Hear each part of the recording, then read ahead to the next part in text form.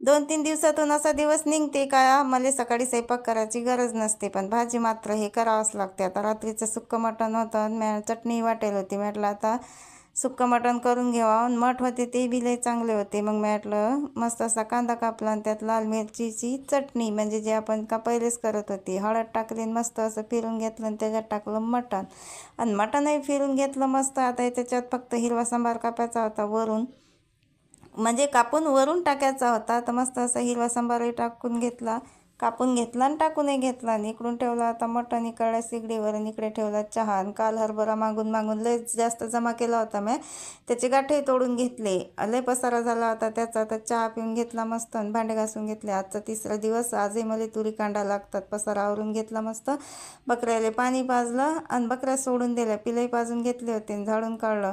आणि मग काय आता पोचली मी बाहेर शेण काढायला. शेणही लय मोठं झालं होतं. आबाला वाटलं फोटो काढून राहिली, तर आबाई आले होते, बसले घेऊन खुर्ची, पिलालाही घेऊन बसले. मस्त अशा गवऱ्या थापून घेतल्या आणि उन्हात ठेवल्या. लेकरं आले होते शाळेतून, म्हणजे 11:30 वाजले होते.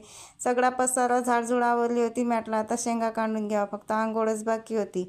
शेंगा बी काढून घेतल्या आणि जे दाणे दुणे इकडे तिकडे उरले होते ते बी भरून घेतले एकदाचे. म्हणजे सकाळ लोक याच म्हणजे संध्याकाळ लोक बाहेर यायचं काम नाही. तुरी बी एका चुंबडीत भरून घेतल्या, मस्त अशी आंघोळ केली आणि जेवायला बसले. आता संध्याकाळचं जेवण म्हटलं की मी खिचडीच बनवतो हमेशा, कारण का मला स्वयंपाक करायचं संध्याकाळी लयच जीवाला येते. मग संध्याकाळची बनवतो मी खिचडी. चला तर मग व्हिडिओ आवडल्यास लाईक करा, चॅनलवर नवीन असताना तर सबस्क्राईब करा. बाय.